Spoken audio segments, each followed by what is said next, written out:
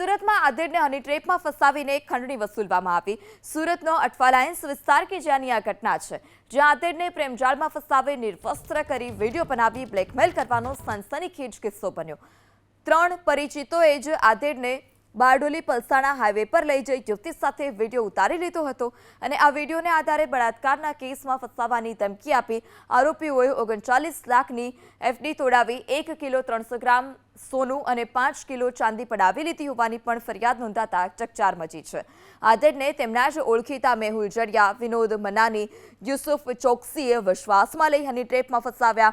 આ ઘટનામાં 2.5 વર્ષ સુધી છુપી રહી છેવટે પુત્રને આ સમગ્ર ઘટનાની જાણ થતાં જ તેણે અઠવા પોલીસ સ્ટેશનમાં ફરિયાદ નોંધાવી। પોલીસે ગણતરીના જ કલાકોમાં મુખ્ય આરોપી મેહુલ અરુણકુમાર જડિયા, વિનોદ જમિયતરામ મનાનીની ધરપકડ કરી છે, તો ફરાર આરોપી યુસુફ ચોકસીને ઝડપી પાડવા માટે કાર્યવાહી શરૂ કરાઈ।